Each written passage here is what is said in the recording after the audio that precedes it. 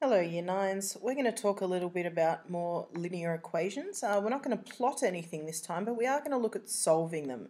This is about exercise 6.9, okay?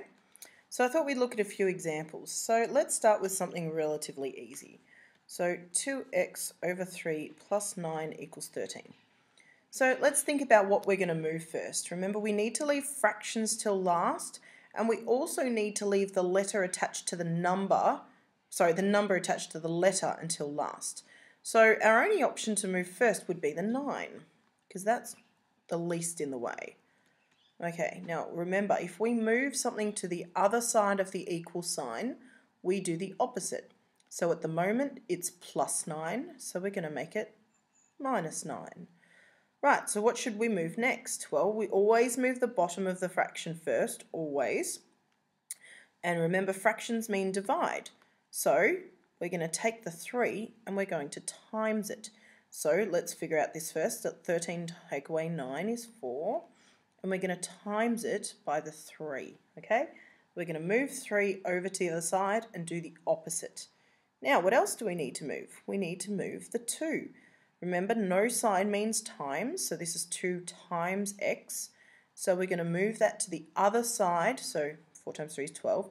And we're going to do the opposite, so we're going to divide by 2. So that makes x 6. So all you really need to do is one thing at a time, get x on its own by doing the opposite of whatever you're moving. Let's do another example. This time we're going to look at we need an extra step on top, so we're going to look at having multiple letters. So, okay, we're green all of a sudden, whoops. 4b plus 1 equals 2b take 15. So the problem with this as opposed to the other one is we've got two lots of b. So we need to actually start moving our like terms. So let's have a look. So these are our like terms. We've got b's, and let's pick another colour. And then we've got some constants as well. We've got some normal numbers. So we're going to look at grouping these, okay? Let's turn back to green. So we'll keep the b's on this side, so we've got 4b. Let's bring the 2b over. If it's a positive 2b on this side, it's going to be a negative 2b on this side. Well, we'll leave the negative 15 over this side. Remember, always use the sign in front of the number. So this is a positive 1, but if we bring it to the other side of the equal sign, it becomes a negative 1. So we've got 4b, take away 2b, so we have 2b's left. And we've got negative 15, take away another 1, so we have negative 16. Now we need to get b on its own. Remember, this means 2 times b, so we'll do the opposite of that, which is divide. And now what's your negative sign? b is negative 8. All right, let's turn the page and try a couple more. All right, let's have a look at some fractions. Now, fractions can get slightly tricky. Let's do an easier one to begin with. We'll do a plus 6, and we'll make that over 3. So let's think about what we need to do. Now, remember, we can't add together fractions if the bottom, the denominator, is different. So we need to make sure that they are both the same. What can we make them? Generally speaking, the easiest way to do that is just multiply them by each other. So 2 times 3 is 6. We can make the bottom numbers both 6. Now remember, whatever you do to the part of the fraction, you've got to do to both. So if you do something to the bottom to make it 6, you have to do the same thing to the top part of the fraction. So if we've made the bottom 6 on both, to get 2 to 6, we had to times it by 3. So we're also going to times the top by 3. And we have to times the whole thing by 3. So we've got 3a, and 3 times 3 is 9, and we still keep our minus sign. Now let's do the same thing to the other side. We had to times this 3 by 2, so we're going to do the same to the top. So we have 2a, and we have 12. So they're still in proportion to each other. We've just multiplied them so that we end up with the same denominator. But they're still in proportion to the same thing as they were at the start. All right, now that our denominators are the same, we can ignore them, which is very handy for us because we don't like fractions unless we have to use them. So we've got that now. We just ignore the 6's. Now we do the same thing that we did on the previous page. Let's look at our like terms. We have A, and we have a -9 and a +12. So let's go with those. So 3A, let's bring the 2A across. It becomes a -2A. We've got a 12 on this side, and we'll bring the 9 across, so we make it a +9.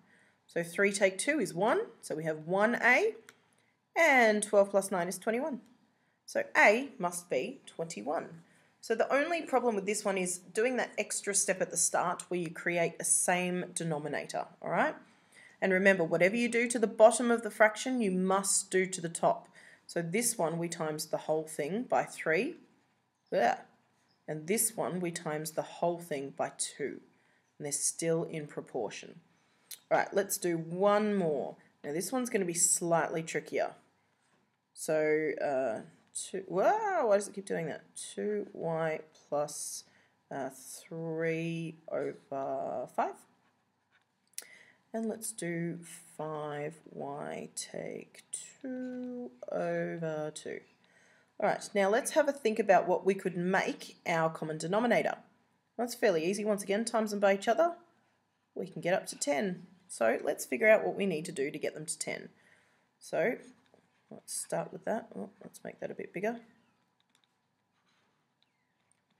All right, now because we've already got something outside the brackets here, let me change colour for a sec. So because we've got something here, this is already multiplying everything within the brackets, isn't it? That's already multiplication when we've got brackets like that. So we're going to multiply this side by 2, this side by 2, and this side by 5, because that's what we're doing here. This is being multiplied by 5, this is being multiplied by 2, so we're going to do the same thing to the top part of the fraction. Now, because we've already got something at the front, all we need to do is multiply this bit by 2 and this bit by 5, because it's already multiplying. So let's change back. So 4 times 2 is 8,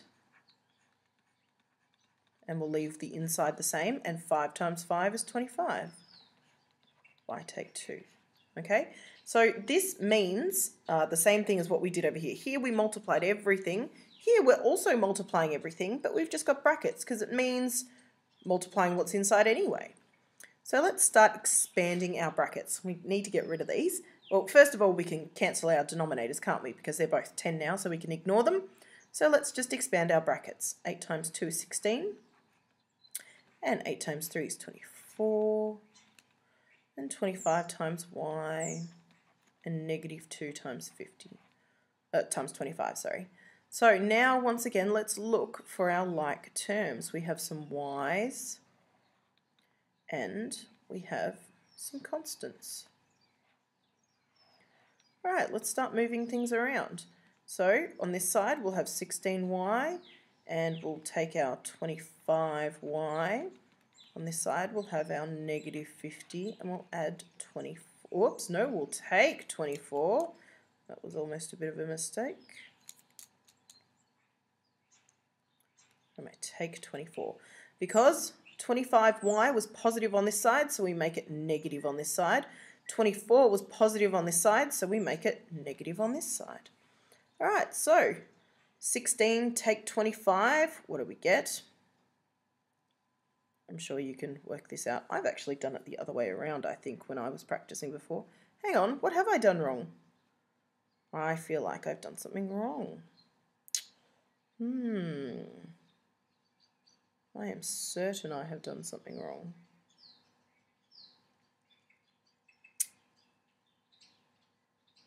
I think I copied the question down incorrectly. I did copy the question down incorrectly. That's why my answers are confusing. Anyway, we'll just stick with this.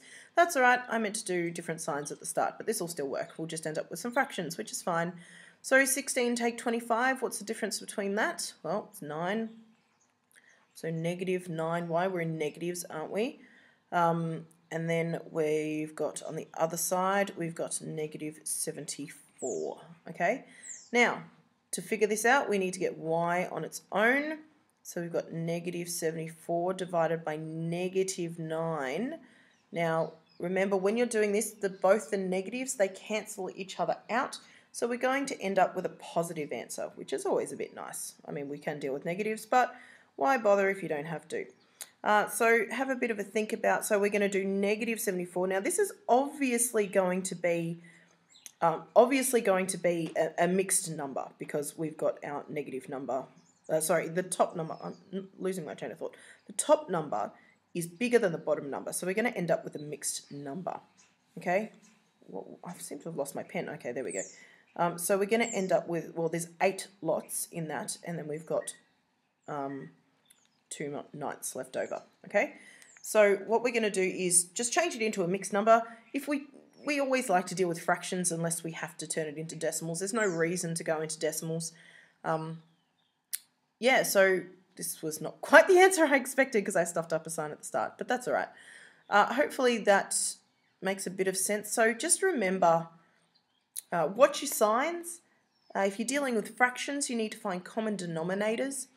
And when you move something to the other side of the equal sign, always do the opposite of what's currently going on and end up with a letter on its own.